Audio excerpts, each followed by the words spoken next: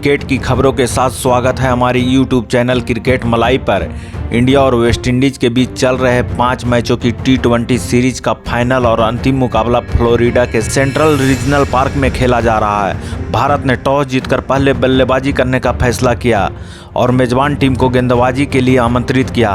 भारत की ओपनिंग सलामी जोड़ी यशस्वी जायसवाल और शुभमन गिल मैदान पर आते हैं, जबकि वेस्टइंडीज की तरफ से अकील होसिन ओपनिंग गेंदबाजी करते हैं। लेकिन अकील होसिन की पहले ओवर की 5वीं गेंद पर यशस्वी जायसवाल क्रीज के मध्य में हल्का शॉट खेलने के चक्कर में गेंदबाज अकील होसिन को ही कैच थमा देते हैं और होसिन इस मौके पर कोई गलती नहीं करते हैं और एक खतरनाक बल्लेबाज की पारी को 5 रन पर ही समेट देते हैं। पहला विकेट गिरने के बाद गिल का साथ देने मैदान पर सूर्या आते हैं। सूर्या बेहद मैच्योरिटी के साथ बल्लेबाजी की शुरुआत करते हैं और उनके बल्ले से नजाकत भरे चौके देखने को मिलते हैं, लेकिन शुभमन भी संभल कर खेल रहे थे। तभी शुभमन गिल अकील होसिन के तीसरे ओवर की 5वीं गेंद पर LBW आउट हो जाते हैं और 9 रन बनाकर चलते बने। इस प्रकार भारत के दोनों ओपनर बैट्समैन अकील होसिन का शिकार हो जाते हैं और अपने पिछले मैच की परफॉर्मेंस को दोहराने में नाकाम हो जाते हैं। उसके बाद सूर्य कुमार यादव का साथ देने तिलक वर्मा आते हैं और वे खुलकर खेलना शुरू कर देते हैं और 2 छक्के और 3 चौके की मदद से 18 गेंद पर 27 रन बना डालते हैं। लेकिन रोस्टन चेज की 8वें ओवर की 5वीं गेंद पर तिलक वर्मा चेज को ही कैच दे बैठते हैं। इस प्रकार 66 रन पर इंडिया का तीसरा विकेट गिरता है। अब सूर्या का साथ देने संजू सैमसन आते हैं। इसी बीच सूर्य कुमार यादव अपना शानदार अर्धशतक पूरा कर लेते हैं,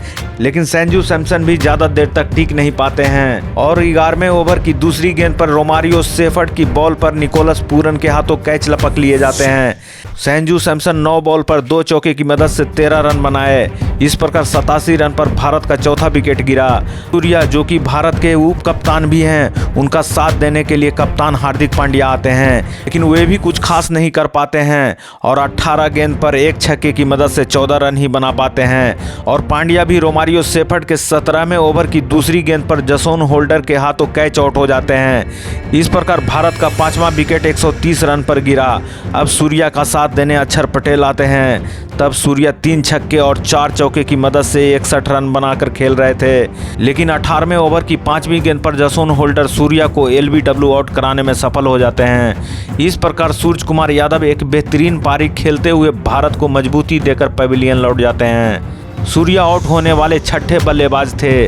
तब भारत का स्कोर 140 पर था। उसके बाद अर्शदीप सिंह बल्लेबाजी के लिए आते हैं और 1 छक्का लगाकर रोमारियो सेफर्ड के 19वें ओवर की चौथी गेंद पर आउट हो जाते हैं। वे आउट होने वाले 7वें खिलाड़ी थे।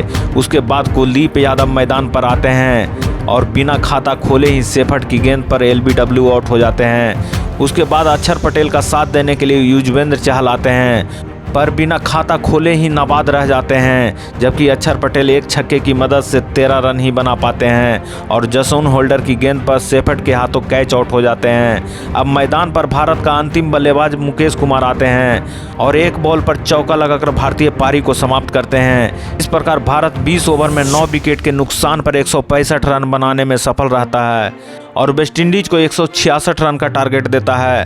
ताज़ा समाचार मिलने तक वेस्टइंडीज की बल्लेबाजी शुरू हो गई थी। मिलते हैं अगली वीडियो में।